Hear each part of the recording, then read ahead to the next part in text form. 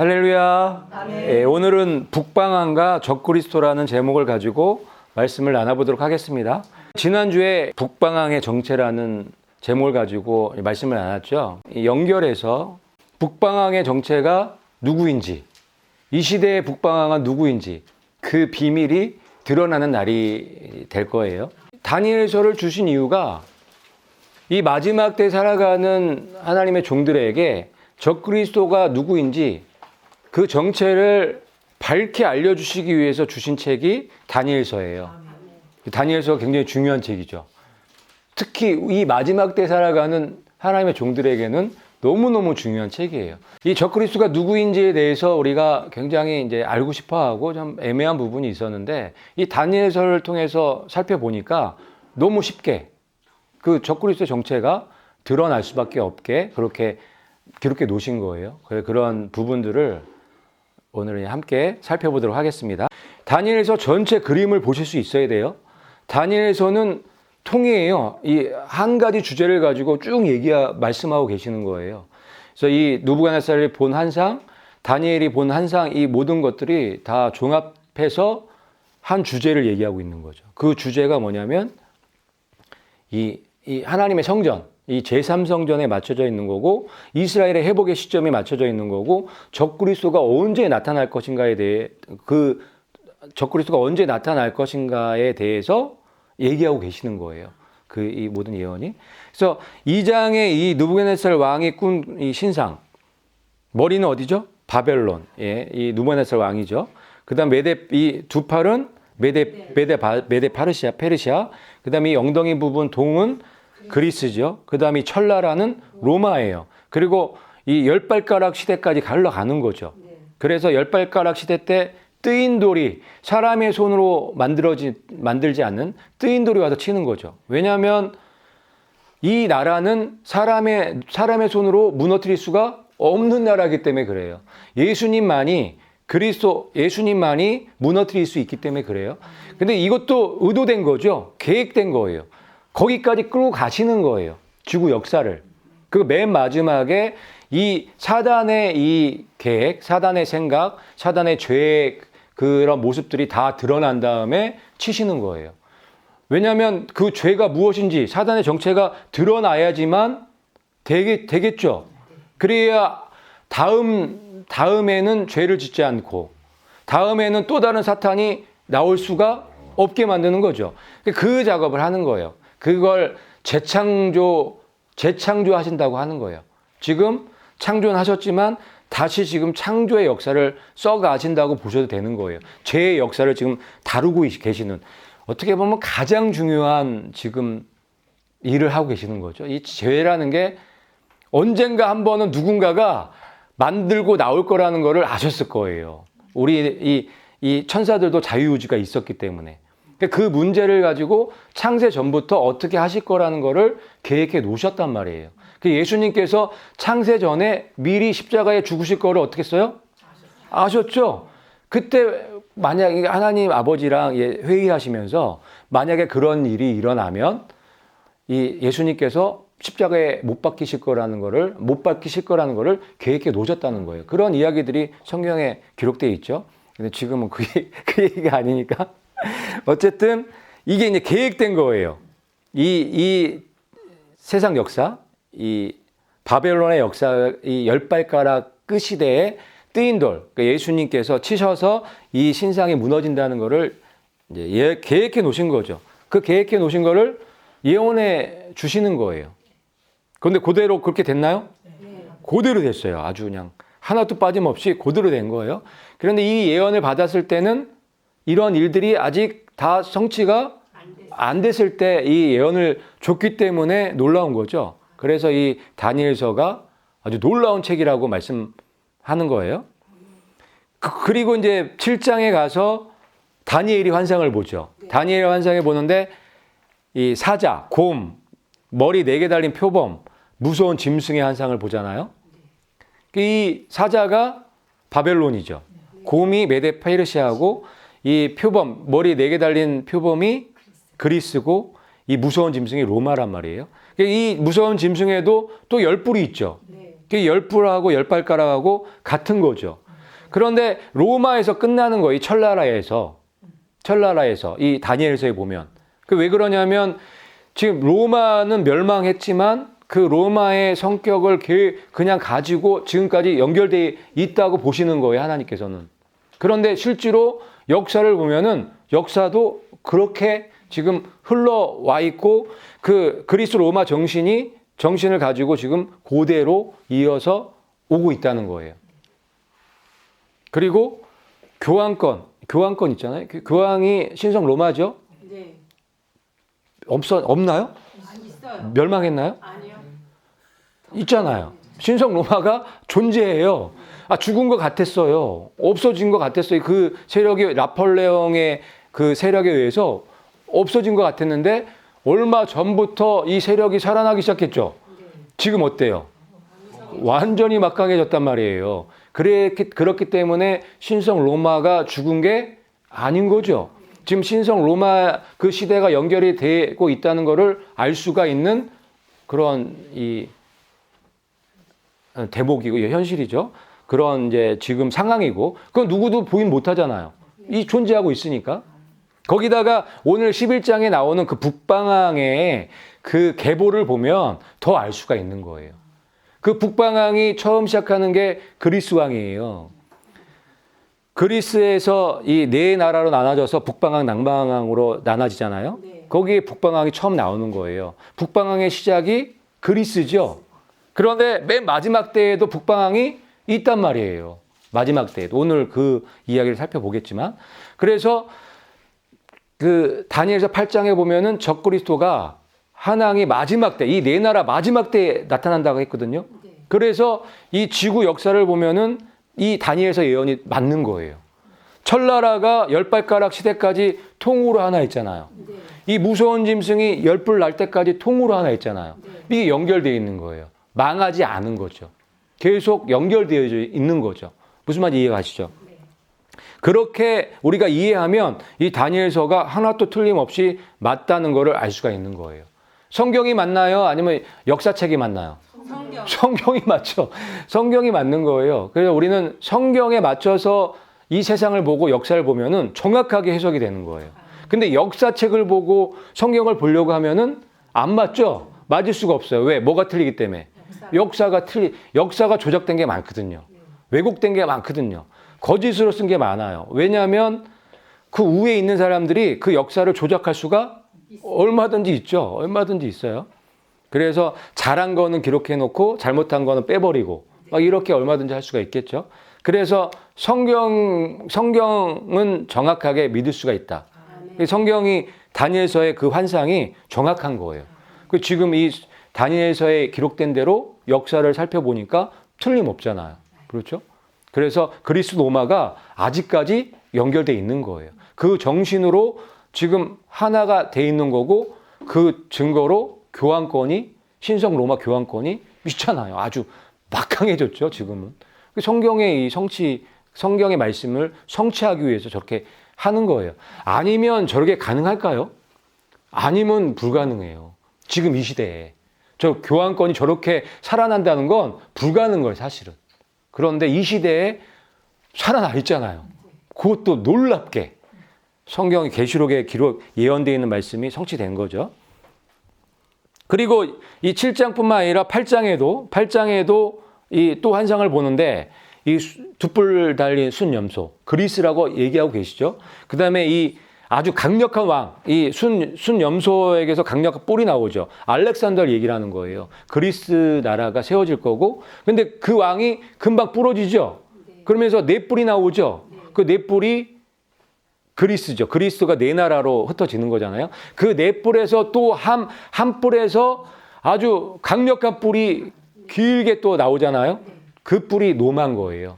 그런 거를 아주 자세하게 설명해 놓은 게 다니엘서인 거예요. 그래서 2장과 7장과 8장 이야기는 다 같은 이야기죠. 근데 다른 관점에서 본 거예요. 다른 관점에서. 그러나 여기 8장에는 바벨론은 안 나오는데 이유는 지나갔기 때문에 굳이 넣을 필요가 없는 거고, 역사적으로 확인할 수 있죠. 그리스 전에 어떤 나라에 있었어요? 바벨론이죠. 예, 그거는 역사적으로 확인되는 내용이기 때문에 굳이 그거는 안 보여주셔도 되기 때문에 안 놓으신 거죠. 그리고 나서 11장에 또 똑같은 얘기를 하는 거예요. 11장에는 말씀으로 아주 자세하게 그 시대를 갖다가 그 시대에 어떤 왕들이 어떤 일들이 있었다는 것을 아주 자세하게 기록해 놓으신 책이 11장 이야기인 거예요. 10장에 예수님을 만나죠. 그 인자 같은 분이 예수님이시거든요. 그 예수님을 만나서 예수님께서 이 예언의 말씀을 주시는 거예요. 이 기록을, 이 11장의 이 이야기를 쭉 설명해 주시는 건데, 그게 결국은 2장, 7장, 8장에 있을 이야기들이, 있을 그 계획을 자세하게 풀어 놓으신 그 이야기가 11장 이야기라고 이해하시면 되는 거예요. 그래서 거기에 보면은 바벨론은 안 나오죠. 여전히 왜 바벨론은, 예, 역사적으로 그거는 증명이 되기 때문에, 성취가 됐기 때문에 바벨론 얘기는 안 하세요. 어디서부터 해요? 페르시아부터 하죠. 페르시아 왕, 메데 페르시아, 메데 왕 얘기하고 페르시아 왕 얘기가 1절, 2절에 있죠. 그 다음에 5절부터 네 나라, 3절부터구나. 그 다음에 3절부터 이 알렉산더 왕 이야기 나오면서 네 나라로 이게 갈라져서 이 그리스가 이제 북방항, 남방항으로 이 이야기가 시작되는 이야기가 11장에 나오는 거예요. 11장 5절, 3절, 4절부터 쭉 나오는 거죠. 그게 그리스 이야기가 24절까지 나오는 거예요. 24절까지. 그리고 25절부터 이 또 다른 북방항이 바뀌어요. 이 북방항이 이게 계보가 바뀐단 말이에요. 바톤을 이 로마 황제에게 바톤을 넘겨주는 장면이 25절부터 나오는 거예요. 그래서 그 북방항이 어떤 일을 해요? 종교 탄압. 그 북방항이 영화로운 땅에 들어가죠. 그래서 그 군대 힘을 빌려서 그 경고한 곳을 무너뜨리고 매일 드린 제사를 폐하는 일을 하는 거예요. 그게 AD 70년도에 티토 장군이 했던 일이죠. 그걸 기록해 놓은 거예요. 그게 25절부터 31절까지 들어가 있는 내용이에요. 그리고 31절 이하로 이 신성 로마 제국, 그 이야기가 쭉 나오는 거예요. 그래서 이 로마 다음에 신성 로마 제국, 그 이야기가 나오는 거고, 40절부터 마지막까지 이제 마지막 때 북방학, 그 정체가 나오는 게 이제 신석기 질서 이야기가 나오는 거예요. 그래서 다 들어가 있는 거죠, 지금. 페르시아, 그리스, 로마, 신성 로마, 마지막 때 신세계 질서가 어떻게 이루어질 것인가에 대해서 자세하게 기록되어 놓은 게 다니엘서 11장인 거예요. 그런데 11장에 여태까지 보면은 쉬워요, 어려워요?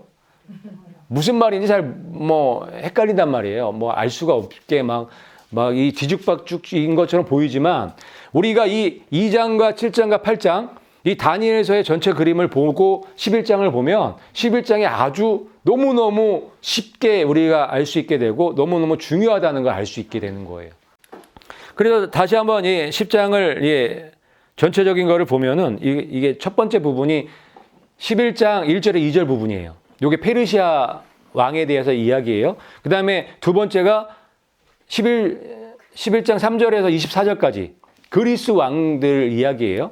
그 다음에 세 번째 부분이 로마, 다니엘서 11장 24절에서 31절까지가 로마 이 왕, 북방왕에 대한 이야기고, 근데 네 번째 부분이 이 신성 로마, 교황권의 이야기인 거예요. 다니엘서 11장 31절에서 39절까지. 그리고 마지막으로 다니엘서 11장 40절에서 45절까지가 맨 마지막에 있을 신생의 질서의 이야기가 들어가 있는 거예요. 그래서 11장은 5부분으로 연결된 거죠. 그게 우리가 아까 2장, 7장, 8장에서 본 이야기랑 같은 거예요. 그래서 이게 우리가 이 11장을 이렇게 구분해서 보면 아주 정확하게 11장에 무슨 이야기를 하고 있는지를 알 수가 있는 거예요. 페르시아에서 새 왕이 일어나며 그리스의 영토를 치리라. 아멘. 여기 페르시아 왕이라고 정확하게 써 있죠.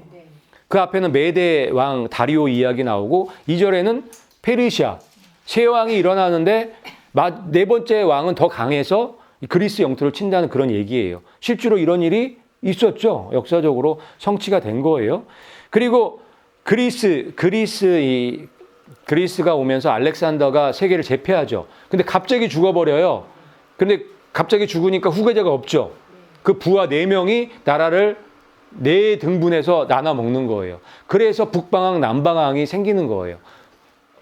그 이야기가 3절에서 24절까지 이야기가 쭉 있는 거예요. 그런데 그 북방왕 중에 안티코스라는 그 왕이 있었어요. 그 왕이 이 영화로운 땅, 이 예루살렘에 와서 성전을 더럽힌 일이 있죠. 거기에서 제우스상을 세워놓고 돼지를 제사 드리는 그런 아주 엄청난 일을 한 거예요. 그 일을 기록해 놓은 거예요. 그는 영화로운 땅에 설 것이요 그의 손에는 멸망이 있으리라. 요거는 에피파네스 안티코스 4세 그 이야기를 기록해 놓은 거예요. 그때 실제로 영화로운 땅에 들어가서 매일 드리는 제사를 폐하고 제우스 신상을 세워놓고 돼지를 제물로 드리는 그런 엄청난 일을 했죠. 그게 이제 그의 손에 멸망이 있겠다는 그 말씀을 해놓으신 게 요 말씀이에요. 요것도 역사적으로 성취가 됐단 말이에요. 이게 다 성취가 된 이야기인 거예요. 그 다음에 이 로마 시대로 올라가 보면 이 말씀이 있죠. 같이 또 읽어볼게요. 시작. 군대는 그의 편에 서서 성소 곧 견고한 곳을 더럽히며 매일 드리는 제사를 폐하고 멸망에 가증한 것을 세운다는 말씀이에요. 요거는 AD 70년도에 성취가 됐죠. 티토 장군에 의해서 성취가 된 거예요. 이때 성취가 돼서 이스라엘이 완전히 뿔뿔이 흩어지는 그런 일들이 일어난 거예요. 그 말씀을 예언해 놓으신 거예요. 그래서 우리가 이 전체적으로 이 보는 것도 중요하지만 이렇게 부분적으로 이게 그 핵심만 이렇게 보면은 그게 페르시아구나 그리스구나 로마다 이게 딱딱 이게 들어와요. 알게 되는 거예요. 그거를 분별하실 수 있어야 되는 거예요. 그 되시겠어요? 아시겠죠? 이해되시죠? 그래서 로마가 이런 일을 했다는 거를 아는 거예요. 근데 이게 예전에는 이거를 분별이 안 된 거예요. 이 31절 말씀이 마지막 때 또 이거 일어나는 일이라고 해석을 하는 거예요. 마지막 때 다 붙여갖고. 그러니까 해석이 될 수가 없는 거예요. 자, 8장에도 이 4뿔 중에서 한 뿔이 나와서 이 뿔이 영화로운 땅에 들어가죠. 그래서 성소를 무너뜨리고 매일 드리는 제사를 없애죠. 그 사건이 있어요. 그 사건하고 이 사건하고 같은 사건이에요. 그게 로마가 저지른 사건이죠. 이 로마가 이 초창기 때 AD 70년도에 그게 8장에도 있고 11장에도 있는 거예요. 같은 내용인 거예요. 그런데 이거를 맨 마지막 때 일어날 사건으로 자꾸만 해석을 하니까 해석할 수가 없고 어려워지는 거예요. 헷갈린 거예요. 그런데 이렇게 우리가 딱 명확하게 분별해서 보면 헷갈릴 필요가 없는 거예요. 그리고 8장에도 똑같은 이야기가 있기 때문에 어렵지 않죠. 그리고 이 신성 로마 이야기가 31절부터 쭉 나오는 거예요. 그러니까 이게 11장이 좀 어려운 게 이게 구분하기가 쉽지가 않아요. 쭉 이야기식으로 쭉 나왔기 때문에 연결돼서. 그게 왜 그러냐면 이게 북방왕의 정체성이 같다는 걸 보여주시기 위해서 그런 거예요. 그래서 쭉 연결해서 이야기해 주신 거예요. 근데 실제로 북방왕이 여러 번 바뀌죠. 네. 그리스 왕도 한두 명이 아니죠. 근데 그리스 왕들, 그 북방왕 그 세력들은 다 북방왕으로 보는 거예요. 근데 그 북방왕, 그리스의 왕들, 그 북방왕들이 누구로 바뀌어가요? 로마 황제로 바뀌어가는 거예요. 그 로마 황제에서 또 누구로 바뀌어가요? 교황권으로 바뀌어가는 거예요. 교황권이 맨 마지막에 누구로 바뀌어요? 신세계 질서 그 적그리스도로 바뀌어가는 거예요. 그 그림을 그려놓으신 거예요. 그래서 11장을 통해서 요 5나라 요거를 보시고 거기에 주인공인 북방왕이 어떻게 변해가는지 그거를 보실 수 있으면 되는 거예요. 제가 지금 그거를 보여드리는 거예요. 그래야 적그리스도가 누구인지를 알 수가 있겠죠. 적그리스도의 세력이 누구인지를 아주 쉽게 알 수 있는 거예요. 북방왕의 정체만 알면 적그리스도는 누구인지 드러나게 돼 있기 때문에. 그렇죠? 그래서 이게 지금 그리스의 이 북방왕이 이 영화로운 땅에 들어가서 그런 적이 한번 있었어요. 역사적으로 성취됐죠. 그리고 로마의 북방왕, 이 북방왕이 로마로 옮겨와서 또 영화로운 땅에 또 들어간 거죠. 그래서 제2성전을 파괴시켰죠. 매일 드리는 제사를 폐했단 말이에요. 그 일을 역사적으로 또 성취가 된 거예요. 그 왕은 자기 마음대로 행하며 스스로 높여 모든 신보다 크다 하며 비상한 말로 하나님을 모독하는 일을 한 거예요. 그게 누구예요? 교황권이란 말이에요. 물론 로마 황제도 했어요. 로마 황제도 했지만 더 대놓고 한 게 교황권이에요. 교황권이 이 북방왕이 교황권으로 넘어왔다는 것을 우리가 알 수 있는 그 말씀이 요 11장 36절 말씀이에요. 그러면 이 북방왕이 이 교황권이었다는 것을 우리가 알 수가 있는 거죠. 이 교황권이 실제로 북방왕이었죠. 그래서 가장 큰 북방왕 중에 한 명을 찾으라면 교황권일 수 있는 거예요. 신성 로마 때. 그래서 교황권은 당연히 적그리스도 세력인 거죠. 적그리스도인 거죠. 여기서 나오는 북방왕은 다 누구를 예표하는 거예요? 적그리스도를 예표하는 거예요. 예수님께서 적그리스도가 누구인지를 알려주시기 위해서 기록해 놓으신 책이기 때문에. 그래서 마지막 때에 적그리스도가 교황이라고 얘기하는 분들이 많은 거예요. 그래서. 그런데 그게 뭐 100% 틀린 건 아니고 또 100% 맞은 건 아니에요. 교황권도 북방왕일 수가 있겠죠. 그런데 그런 부분들을 우리가 11장 40절에서 45절 말씀을 가지고 우리가 좀 살펴보자는 거예요. 그러면 정확한 답이 나오니까. 내가 보니 여자가 붉은빛 짐승을 탔는데 그 짐승의 몸에 하나님을 모독하는 이름들이 가득하고 7머리와 10뿔이 있으며. 아멘. 그러니까 이 음녀가 있죠. 여자 음녀가 있는데 뭘 타고 있어요? 짐승을 타고 있는 거예요. 이 짐승이 어떤 짐승이에요? 붉은빛 짐승인데 이게 계시록에 나온 첫째 짐승이에요. 계시록 13장에 첫째 짐승이 있고 둘째 짐승이 있죠. 첫째 짐승 위에 누가 타고 있어요? 음녀가 타고 있는 거예요. 거짓 선지자가 타고 있는 거예요. 13장에서도 보면은 첫째 짐승의 권세를 누가 행사해요? 둘째 짐승이 행사하죠. 그 그림인 거예요. 이 그림이. 그래서 이 신세기 질서 때 이 북방왕의 세력이 이제 서서히 모습을 드러내는 거예요. 이 교황이 북방왕일 수 있고 이 트럼프가 여기 있지만 이 북방왕이 왜 트럼프일 가능성이 높은지 그거에 대해서 이제 좀 살펴볼 건데, 왜냐하면 지금 이 시대의 북방왕이 트럼프일 가능성이 너무너무 많기 때문에 그래요. 그 말씀, 지금부터 살펴볼 말씀 때문에 그래요. 어쨌든 그렇게 보면 여기서 만약에 이 트럼프하고 이 교황이 있어요.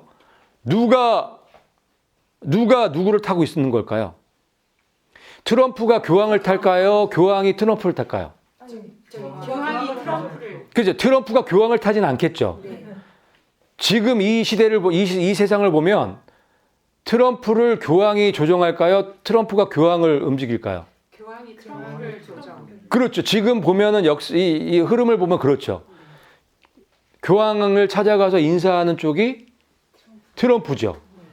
교황이 트럼프 찾아가서 인사하지는 않잖아요. 이 서열이 그런 거예요. 그래서 이 계시록 17장에 보면은 그 짐승 위에 이 음녀가 타고 있는 거예요.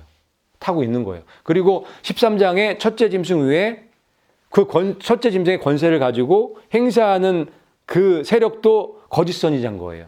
음녀의 세력인 거예요. 그래서 이제 지금부터 이 구체적으로 이 다니엘서 40절에서 45절 이 말씀에 이 북방왕이 누구인지에 대한 그런 단서의 말씀들이 아주 자세하게 나와 있거든요. 그리고 지금 이 시대에 지금 일어나는 그런 일들과 우리가 같이 연결해서 이걸 조합해 보면 적그리스도가 누구인지, 북방왕인지 누구인지 답이 그냥 딱 나와요. 지금부터 이제부터 본론이에요. 본격적으로 한번 들어가 보도록 할게요. 같이 한번 이 말씀 읽어볼게요. 시작.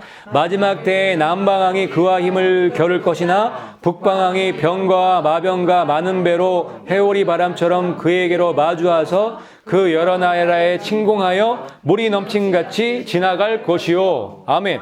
이게 이제 마지막 때에 있을 이제 신세계 질서의 이야기를 하는 거예요. 마지막 때. 교황권의 시대가 끝나고 마지막 이제 북방왕으로 이 바톤이 넘겨지는 그런 말씀을 여기서 하는 거예요. 이 말씀이 너무너무 중요하죠. 어떤 일이 있나요? 첫 번째, 남방왕이 그와 힘을 겨룬대요.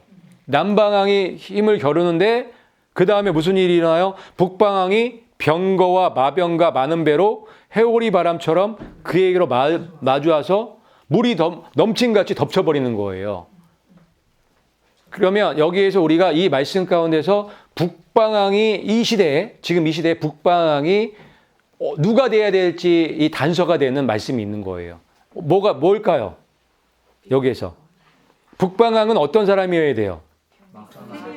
그렇죠. 예, 막강한 병거와 마병과 많은 배가 있어야 돼요. 이 시대에 그런 세력이 있나요? 어디예요? 그렇죠. 미국일 수밖에 없죠. 지금 이 세계 가운데 가장 막강한 군사력을 갖고 있는 곳은 미국일 수밖에 없죠. 자, 이게 보면은 이게 세계 군사력 순위인데 미국이 당연히 1등이에요. 우리나라 7등, 굉장히 높아요. 근데 이 2등이 러시아하고 3등이 중국이잖아요. 근데 이 러시아하고 미국 1등과 2등과 차이가 어마어마하게 차이 많이 나죠. 엄청난 차이가 많이 나요. 러시아도 뭐 군사력이 막강하다고 우리가 많이 얘기 듣지만 미국에는 따라갈 수가 없어요. 이게, 잠깐만요. 요게 이제 미국하고 러시아하고 중국하고 이제 미국하고 이 군사력 비교해 놓은 건데, 요거는 2016년도에 비교해 놓은 건데, 지금 보니까 뭐 다른 것도 미국이 월등하지만 이 항공모함 2016년도 기준이에요. 요거는 미국이 항공모함이 10척이라면 러시아는 하나뿐이 없는 거예요. 그런데 이 항공모함이 대단해요. 여기 돈이 쭉 써 있죠. 이 항공모함 한 대가 7조래요. 한 대가. 어마어마하죠. 그게 엄청난 거예요. 이 7조라고 하면. 그런데 더 놀라운 건 여기 항공모함이 비행기, 전투기가 뭐 착륙했다 떴다 하는 거잖아요. 그 전투기가 80대가 들어갈 수가 있대요.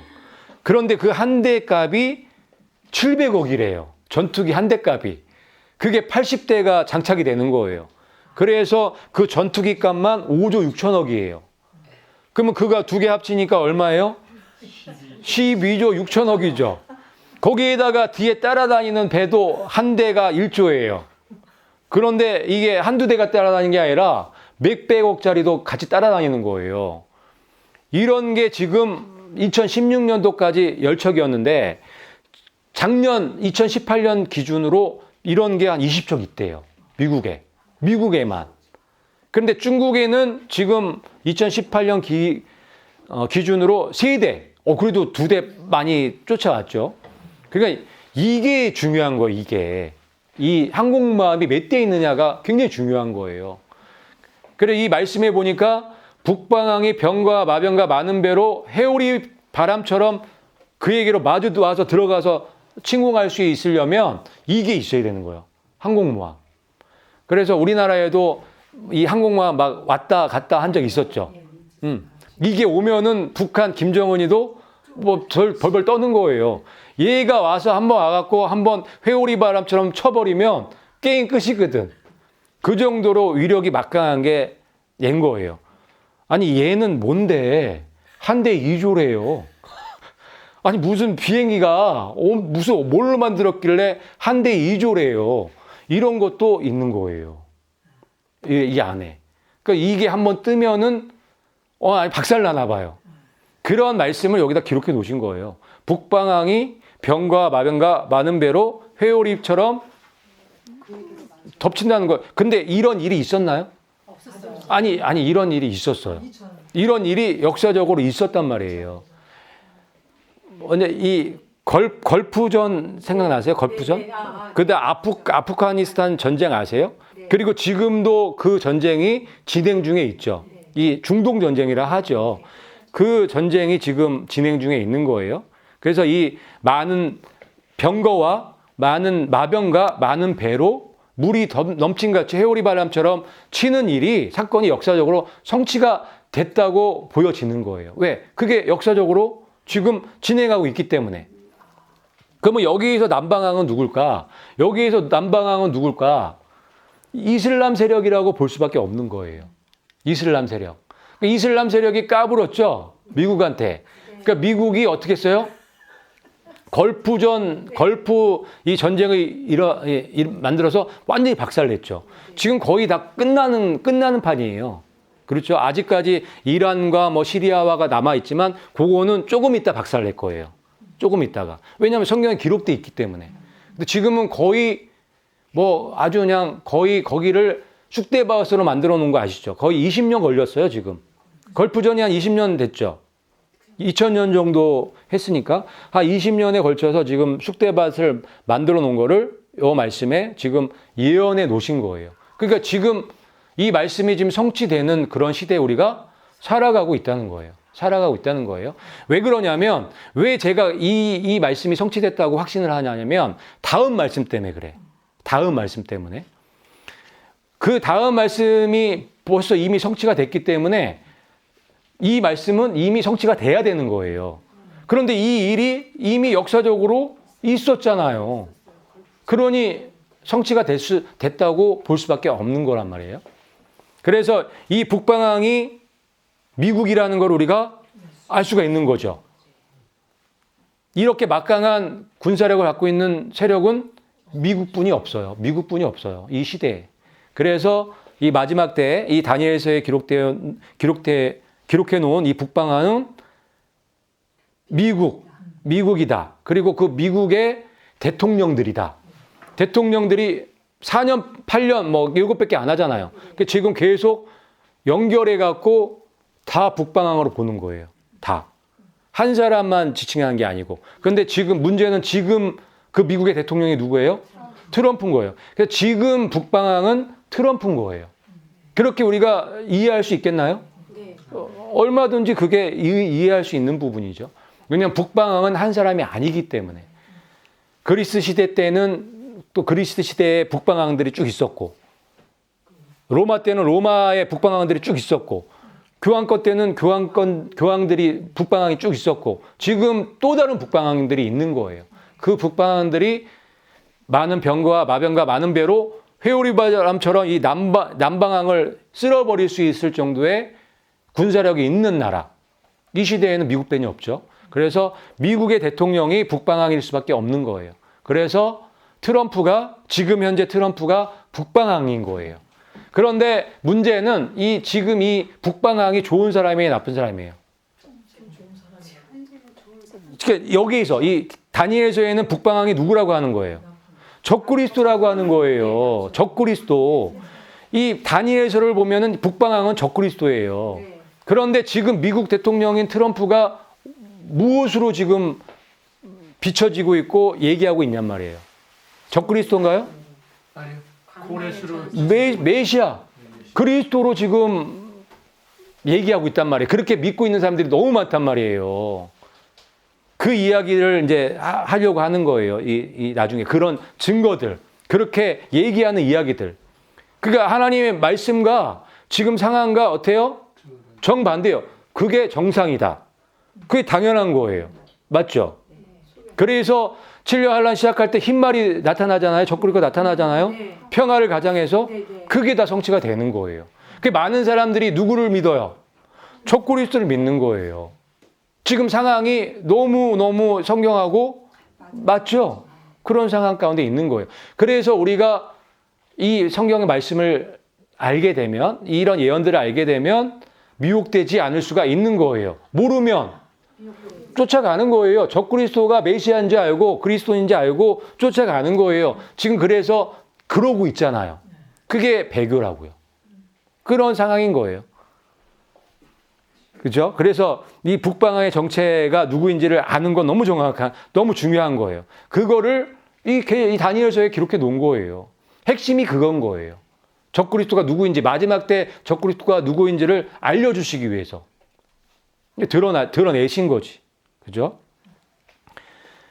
자, 또 한번 읽어볼게요. 이 말씀 때문에 아까 이 40절 말씀이 성취됐다고 하는 거예요. 이 말씀 때문에. 그가 또 영화로운 땅에 들어갈 것이요 많은 나라를 패망하게 할 것이나 오직 에돔과 모압과 암몬 자손의 지도자들은 그의 손에서 벗어나리라. 아멘. 이 말씀이 성취가 됐단 말이에요. 그가 또 영화로운 땅에 들어갈 것이요. 이게 성취가 됐나요? 네. 언제 들어갔어요? 5월 달에. 그것도 작년 5월 달이 들어갔어요. 그 선포한 거, 요게 밑에 사인한 거거든요.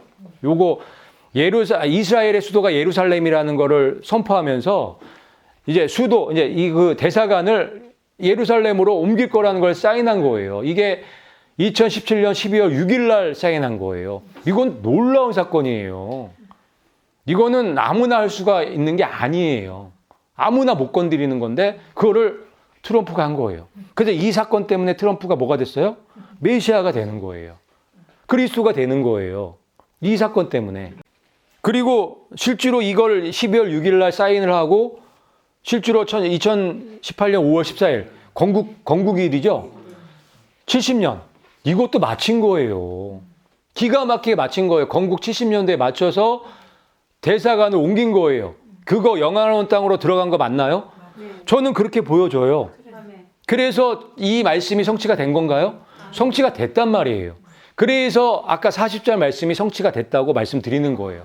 그런 그림으로 보니까 지금 이 마지막 때의 일들이 지금 성취되는 그 시점에 우리가 살아가고 있다는 것을 알게 되는 거예요. 선명하게, 분명하게. 이 말씀의 이 증거들이 지금 나타나고 있잖아요. 예수님 금방 오시겠어요. 그죠? 예수님 오시는 소리가 막 들리죠. 이 말씀들을 통해서 우리가 증명될 때 믿음이 확고해지고 더 준비가 잘 될 수밖에 없는 거예요. 그렇게 하기 위해서 이 말씀들을 우리에게 주신 거죠. 이 다니엘서가 보통 책이 아닌 거예요. 아주 놀라운 책인 거죠. 이 마지막 때의 종들을 깨우고 마지막 때 종들을 이 신보 준비시켜 주시기 위해서 주신 말씀인 거예요. 놀랍죠? 그리고 이 밑에 오직 에돔과 모압과 암몬 자손의 지도자들은 그의 손에서 벗어나리라. 이 말씀 무슨 말씀인지 제가 예전에 한번 했죠. 요게 요르단이 있잖아요. 요게 이제 이스라엘이라면 요르단이 옆에 있잖아요. 저기가 에돔과 모압과 암몬 자손들이 계속 살았던 땅이에요. 지금 나라가 요르단으로 이름만 바뀐 거예요. 그런데 놀랍게 지금 미국과 이 트럼프와 연합하고 있는 그 이슬람 세력은 요르단뿐이 없는 거예요.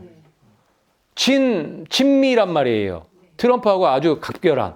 그래서 이 말씀을 기록해 놓으신 거예요. 놀랍죠? 이 말씀도.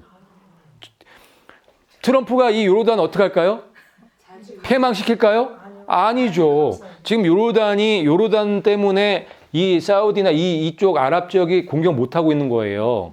그 요르단이 그런 역할을 하고 있는 거거든요. 근데 이 위에 시리아나 이라크나 사우디는 지금 이스라엘 잡아먹기 위해서 지금 난리죠. 요르단이 그거를 방어하고 있는 그런 입장인 거예요. 그래서 나중에 이제 트럼프가 저 위에 세력들을 다 치겠죠.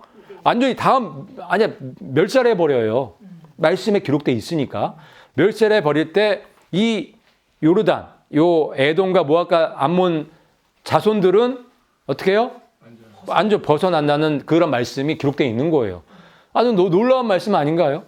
역사적으로 이게 증명이 되고 우리가 이거를 알 수가 있기 때문에 놀라운 말씀이라는 거예요. 그렇게 지금 성취가 돼가고 있잖아요. 저 위에 있는 저 동북 쪽에 있는 나라들은 어떻게 된다고요? 다 패망해요. 다 멸절해요. 그 말씀이 그 다음 절에 기록되어 있죠. 동북에서부터 소문이 그를 근심하게 하므로 그가 크게 격노하며 나가서 많은 사람을 멸하며 완전히 없앨 것이요. 아멘. 동북 쪽에서 오는 소문이 뭐예요? 동북 쪽이 어디예요? 시리아, 이라크, 사우디죠. 이쪽에서 나는 그 소리들 지금 난리가 났어요. 미국이 지금 이 예루살렘으로 영화로운 땅으로 들어가서 지금 엄청 시끄럽단 말이에요. 그 소리를 듣고 북방항인 트럼프가 심기가 어때요? 불편하겠죠? 시끄럽겠죠? 어떻게 해야 될까요? 여기에서 이 동북 쪽이 이슬람만 얘기하는 건 아닌 것 같아요. 더 북쪽으로 가면 러시아가 있고 더 동쪽으로 가면 중국이 있겠죠. 그러니까 이 러시아나 이 중국을 제압하지 않으면 신세계 질서 만들 수 있어요? 없어요? 못 만들기 때문에 그 러시아나 중국까지도 다 먹어버릴 거예요. 그게 이 다니엘서 보면은 7장에 보면 10뿔 중에서 3뿔을 부러뜨린다는 말씀이 있죠. 3뿔. 그래서 지금 나온 뿔들, 이 3뿔이 그 3뿔일 가능성이 높은 거예요. 이슬람의 뿔 하나, 러시아의 뿔 하나, 중국의 뿔 하나. 이 뿔 세 개를 부러뜨리고 이제 세계를 하나로 만들어가는 게 이 북방항의 계획인 거예요. 그 계획을 지금 여기 다니엘서에 기록해 놓으신 거예요. 그게 보이시나요? 보이시나요? 그림이? 지금 말씀 그대로라면 그렇게 될 가망성이 높은 거란 말이에요. 이 말씀들이 그냥 몇 잘 안 되지만 놀라운 단서들을 주는 그런 놀라운 말씀들이라는 거예요. 그래서 그렇게 되는 거예요. 그런데 이 놀라운 게 그러면 여기까지만 해도 북방항이 미국이고 트럼프라는 거를 알 수 있는 거예요. 그 역사적으로 다 증명이 됐고 지금 일어난 사건들이 증명을 하니까. 그런데 그거보다 더 확실한 증거가 있어요. 그게 트럼프 본인이 그런 것들을 하는 거예요. 그런 메시지를 주고 그런 행동을 하는 거예요. 트럼프가. 그런 증거 자료들이 있는 거예요. 정보가 많다 보니까 그런 것들이 이제 다 우리한테까지도 다 오게 돼 있는 거죠. 그 전에 이 트럼프를 지금 고레스 메시아로 예수님으로 그렇게 추앙하는 세력들이 어마어마하게 많은 거예요. 특히 이제 유대인 그 랍비 중심으로 그런 이야기들을 좀 볼게요. 그가 장막 궁전을 바다와 영화롭고 거룩한 산 사이에 세울 것이나 그의 종말이 이르리니 도와줄 자가 없으리라. 아멘. 그렇게 다 쓸어버리고 이제 신세계 질서를 만드는 거예요. 만들면서 뭘 만든대요? 장막 궁전. 이 장막 궁전이 굉장히 중요한 거예요. 이 장막 궁전이 무엇일까? 그전에는 많이 이걸 생각을 안 해봤어요. 근데 이번에 연구를 하면서 이 장막 궁전이 무엇인지를 조금 알 것 같아요. 뭐 같으세요? 제3성전. 제3성전일 가능성이 높아요. 이 장막 궁전이. 왜 그러냐면 이 장막이라는 단어가 오엘이라는 단어예요. 히브리어로. 근데 이 오엘이라는 이 단어 속에 이스라엘의 성막이라는 뜻이 있어요. 그 다음에 성전 건물이라는 뜻이 있어요. 특별히 그 에스겔 41장 1절에 나오는 그 성전. 그 성전은 제3성전이거든요. 그런데 그가 장막 궁전을 만든다는 거예요. 이 바다와 영원하고 거룩한 산 사이에. 누가 만들어요? 이 북방항이 왜 그걸 만들까요? 그래서 이 장막 궁전이 제3성전일 가능성이 높은 거예요. 이 말씀 때문에. 자기를 높이고 하나님의 성전에 앉아 자기를 하나님이라고 내세우느니라. 아멘. 이 말씀이 성취되려면 제3성전이 있어야 되는 거예요. 거기 누가 제일 앉고 싶을까요? 당연하죠. 그래서 제3성전을 지으려고 하는 거예요. 앞장서서. 트럼프가 지금 앞장서서 제3성전 지으려고 하나요? 하고 있잖아요. 지금 앞장서서 그 일을 하고 있는 게 트럼프란 말이에요. 여기 앉아야 되기 때문에. 그래서 이 45절 말씀과 연결이 돼 있어요. 여기서 장막 궁전이 무슨 백악관 이런 건 아닐 거 아니에요. 그죠? 백악관 질 일은 없을 거 아니에요. 여기서 장막 궁전은 제3성전일 가능성이 엄청나게 높은 거예요. 그래서 거기에 앉아서 자기가 하나님이라고 해야 되기 때문에. 그래서 지금 제3성전을 지는 그런 프로젝트가 지금 트럼프 중심으로 지금 진행이 되고 있단 말이에요. 그런 증거들을 이제 하나하나씩 보여드릴게요. 이 사람이 제3성전 재건 담당자예요. 네? 아닌 것 같이 생기셨지만 아주 참 대단하신 분이에요. 이분도 이 제3성전을 만들 수 있는 그런 여건을 다 준비하시는 분이니까 외모를 보면 안 된다. 근데 이분이 하는 얘기를 한번 잘 들어보세요.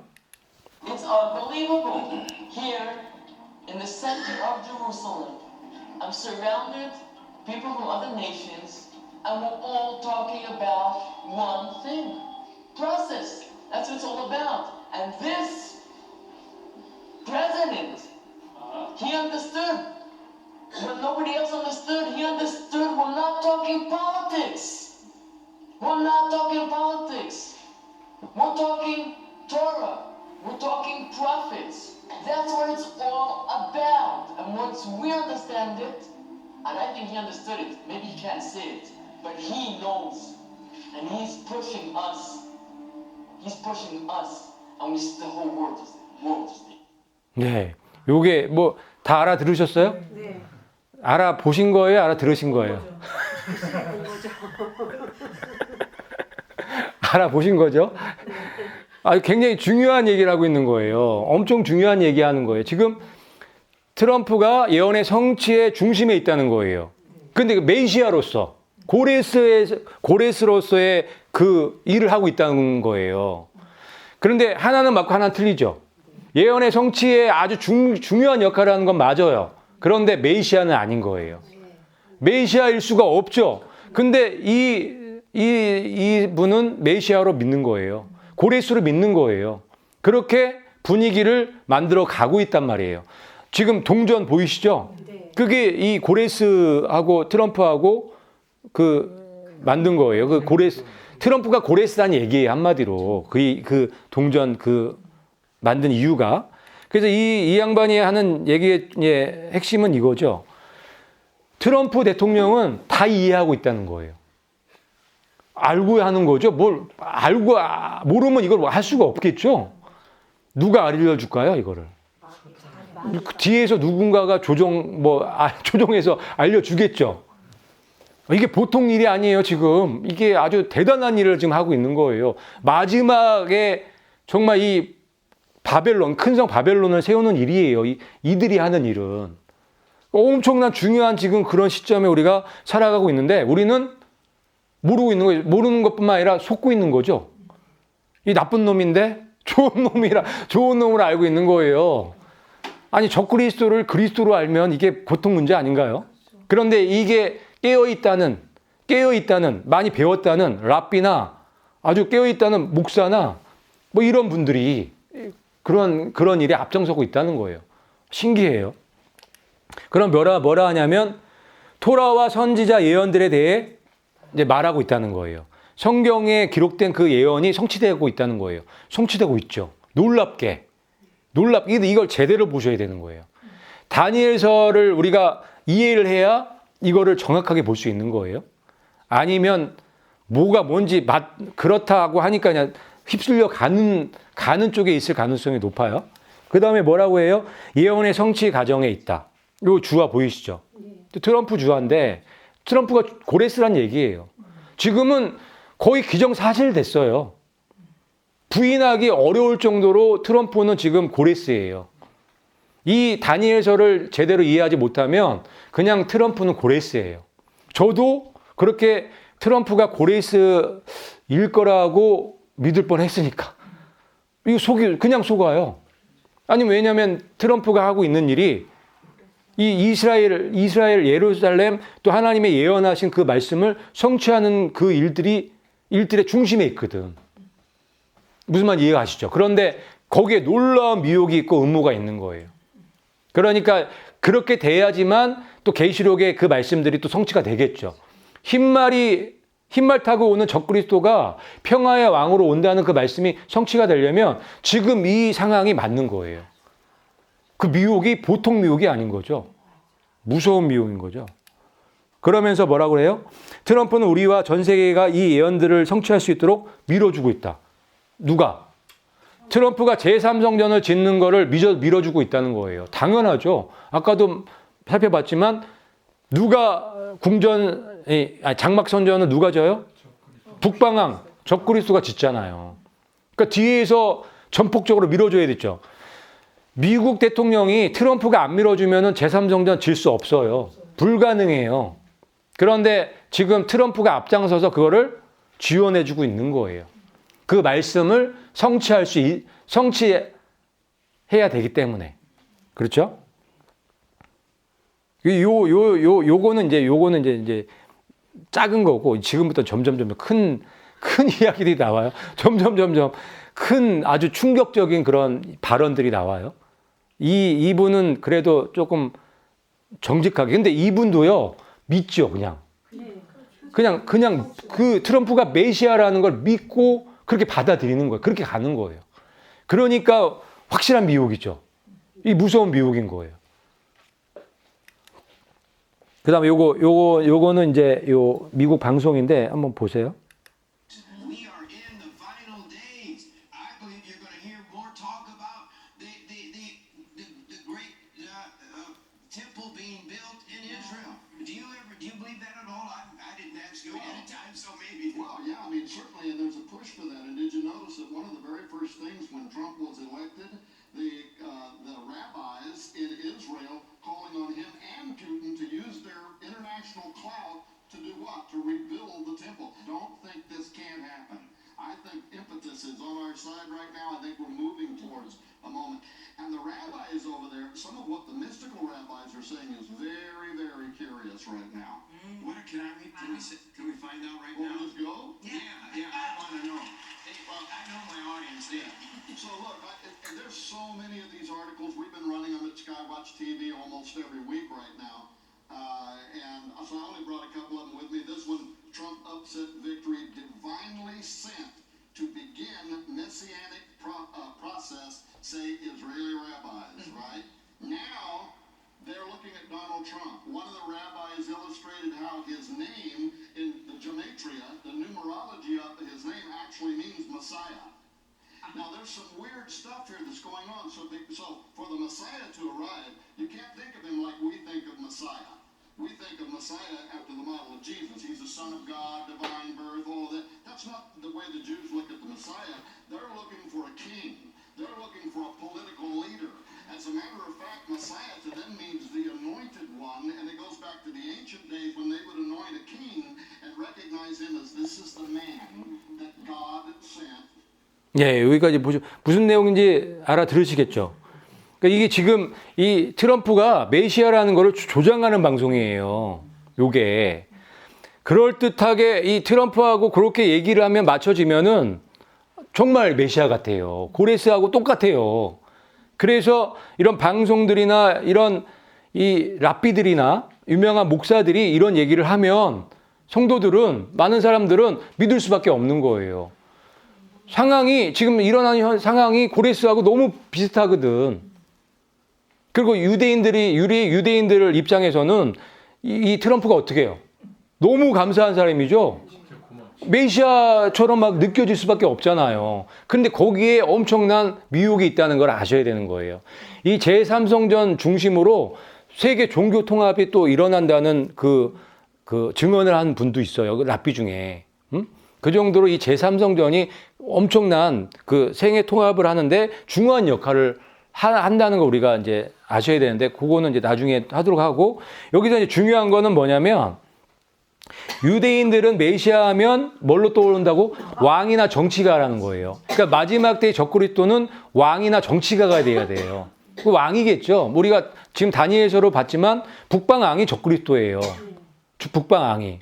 그렇기 때문에 지금 현재 이 세계에서 그래도 나라의 왕, 가장 군사력이 막강한 나라의 왕이 북방왕이 될 가능성이 아주 제일 높은 거죠. 그럴 수밖에 없는 거예요. 근데 우리가 메시아라고 생각할 때 누구라고 생각해요? 예수님이라고 생각하잖아요. 예수님. 우리의 생각하고는 틀린 거예요. 그래서 이 트럼프가 메시아라고 믿는 이유가 거기 있는 거예요. 트럼프가 그 메시아의 조건에 거의 대부분 맞아요. 거의 대부분. 그들이 이제 기다렸던 그 메시아하고. 그런 다음에 뭐라고 얘기해요? 건축을 추진하는 것은 사실 우리가 다 그렇죠. 이 방송이 이 트럼프 당선될 때 그때 했던 방송이에요. 이때부터 그런 일들이 있었던 거예요. 그러니까 제3성전을 트럼프가 당선되고 나서 제3성전을 지어달라고 요청을 한 거예요. 랍비들이. 이미 그때부터. 그리고 그러면서 또 이런 말 하죠. 트럼프의 승리는 메시아 등장 과정이 시작되도록 하나님이 주신 것이라고 이스라엘 랍비가 말했다는 거예요. 이때부터 분위기를 지금 트럼프를 메시아로 지금 띄워주고 있는 거죠. 그러니까 메시아로 몰아가고 있는 거예요. 트럼프가 지금은 메시아가 돼버렸어요. 정말 그래요. 지금 우리가 잘 피부로 못 느껴서 그런데 지금 세계 미국이나 이스라엘 이쪽에서는 트럼프가 메시아예요. 지금 여론이 그렇게 몰고 가고 있고 랍비나 이 유명한 목사들이 그렇게 몰고 가고 있어요. 이런 말도 하죠. 어떤 한 랍비는 기하학적으로 트럼프의 이름이 메시아의 뜻한다고 얘기를 할 정도로 트럼프가 메시아가 돼버린 거예요. 이거 갖고 못 믿으시겠죠? 다른 거 하나 보여드릴게요. 이번에 나오는 목사님은 조나단 칸이라고 아주 굉장히 유명한 목사님이에요. 이분이 그 트럼프 저택 거기 가서 연설한 내용이에요. 아주 기가 막혀요. 이게 메시아닉 목사님인데 굉장히 영향력이 많은 목사님인데 이런 선포를 해요. Mr. President, the Lord would say to you, it is I who raises up kings and sets rulers on the throne.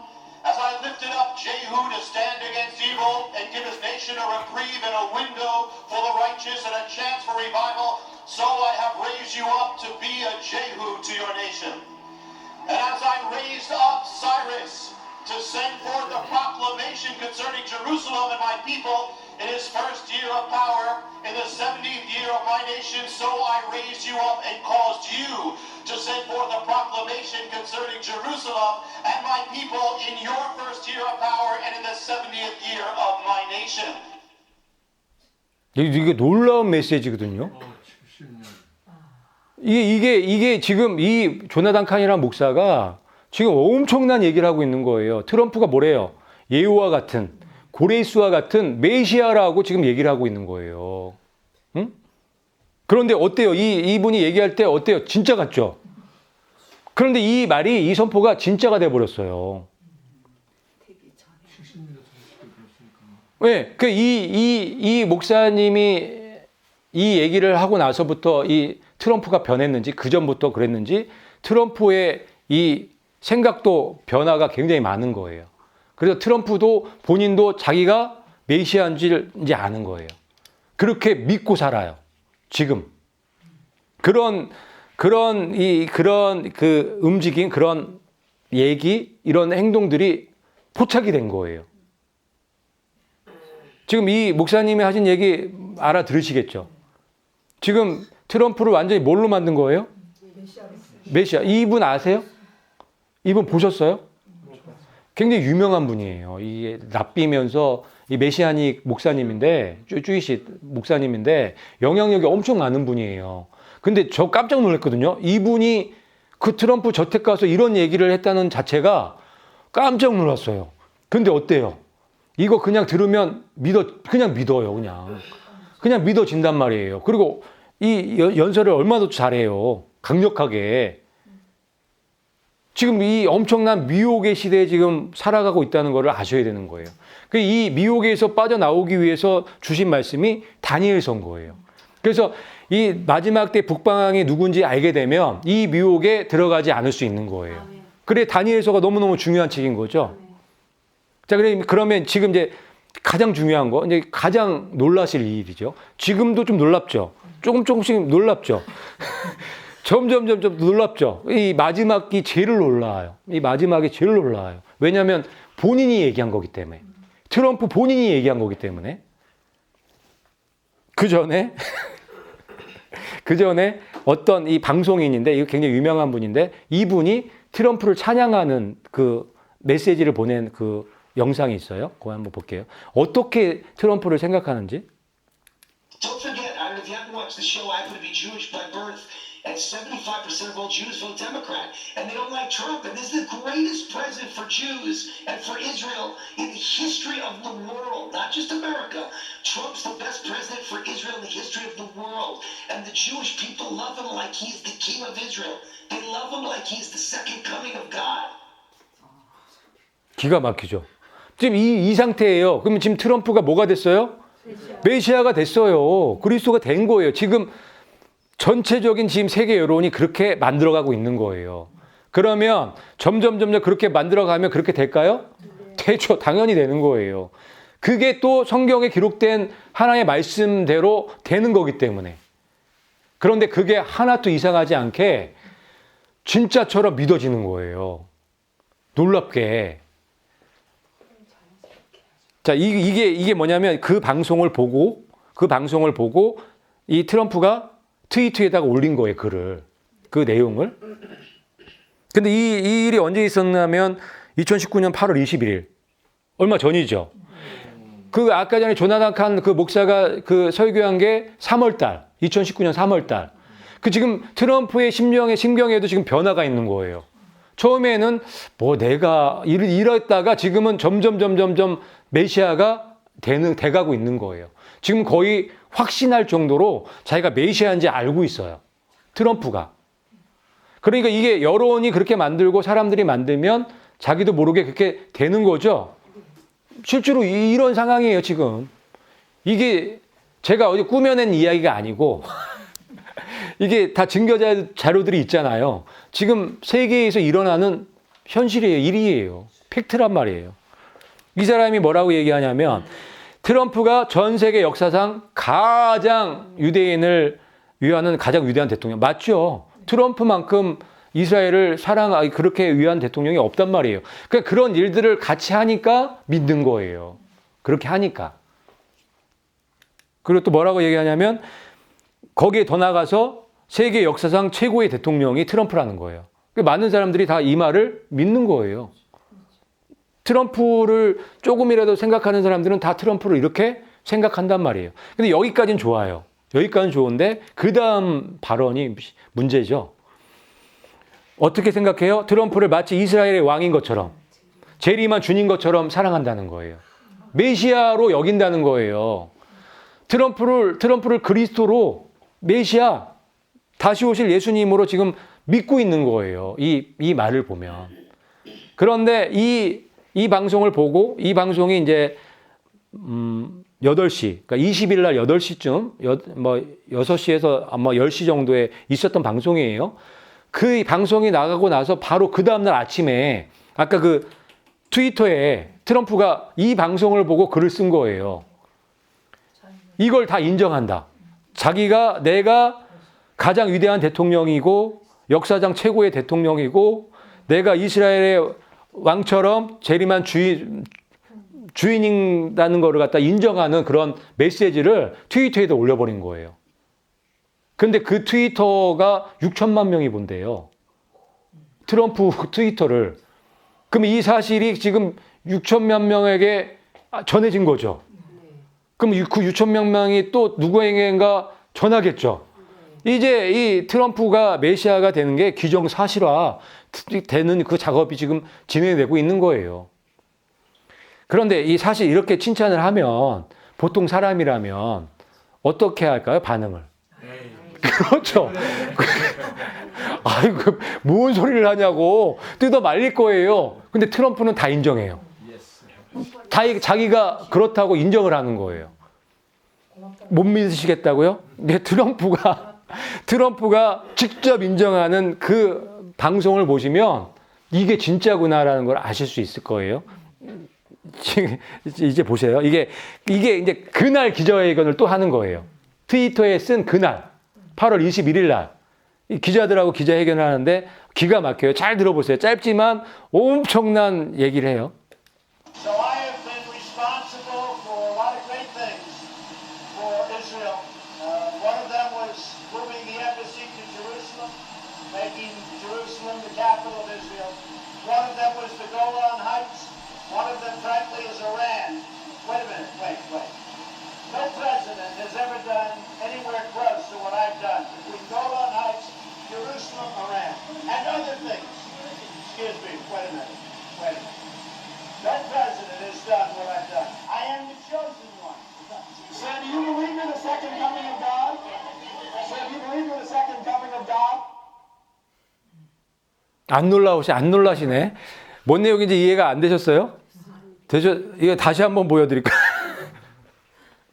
지금 그 트위터에다 올린 그 내용, 그 얘기를 하고 있는 거예요. 흥분해갖고, 그날이니까.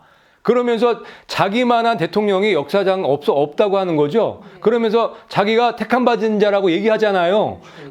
네, 그러면서 뭐라고 얘기해요? 기자가 당신이 재림 예수님 하나님이냐고 했더니 이게 맞다는 얘기, 잘 안 해. 이런 식으로 제스처를 하는 거예요. 이게 가짜 트럼프는 아니잖아요. 그죠? 트럼프가 지금 직접 이런 이야기를 했다는 자체가 저 이거 보고 깜짝 놀랐다니까요. 지금 이런 상황 가운데 살아가고 있는 거예요, 저희가. 말씀이 지금 성취되고 있는 그런 상황 가운데 지금 우리가 살아가고 있다는 증거죠. 이 말한 것 좀 살펴보면 트럼프 자기는 이스라엘 위에 많은 위대한 일들 책임져 왔다. 이거 만약에 이렇게 했어도 이런 얘기 하면 돼요, 안 돼요? 이거 얘기하면 돼요, 안 돼? 대놓고. 문제가 있어도 심각해요. 이게 교만한 그리스도인가 봐요. 교만한 메시아. 역사상 그 어떤 대통령도 내가 이룬 업적들의 근처도 못 가봤다고 이렇게 얘기를 하는 거예요. 그러면서 내가 그 택함 받은 자다. 메시아라고 얘기하는 거 아닌가요? 메시아라고? 그러면서 기자가 질문하죠. 다시 오신 재림 하나님이 당신이라고 믿으시나요? 맞다는 얘기예요. 잘 봤네. 똑똑하네. 뭐 이런 얘기, 제스처를 하는 거예요. 그러니 지금 상황이 어떤 상황인지 이제 정리가 되시죠? 네. 그래서 하나님의 말씀이 그대로 성취되어 가고 있다는 증거를 지금 제가 쭉 보여드린 거예요. 지금 이런 상황인 거예요. 그러니까 우리가 정신을 바짝 차려야 되겠죠. 그리고 이 미혹 때문에 안 되겠죠. 휩쓸려 다니면 안 되겠죠. 그러니까 우리가 이런 하나님의 말씀들을 이해하고 깨달을 때 이런 거를 분명하게 알 수 있게 되는 거예요.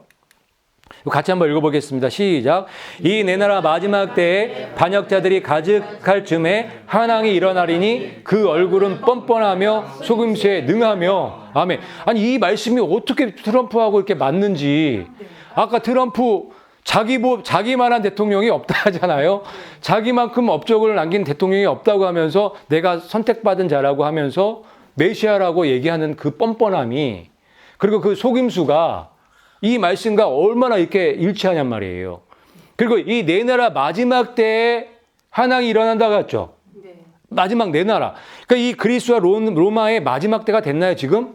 네. 누가 봐도 마지막 때죠. 네. 나타난 것 같아요. 지금 이 돌아가는 이 상황과 하나님의 말씀과 이걸 조합해 보면 나타난 것 같아요. 여태까지 이런 대통령이 있었나요? 이런 사람이 있었나요? 없었단 말이에요. 그래서 이 트럼프가 북방항의, 이 마지막 때 북방항의 조건을 거의 완벽하게 갖춘 대통령이라고 보여지는 거예요.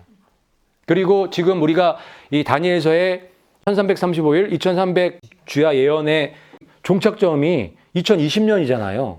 그렇기 때문에 더더욱 이런 이야기들이 더 와 닿을 수밖에 없는 거죠. 진행이 되는 모습이 있어야 우리가 더 믿을 수 있죠.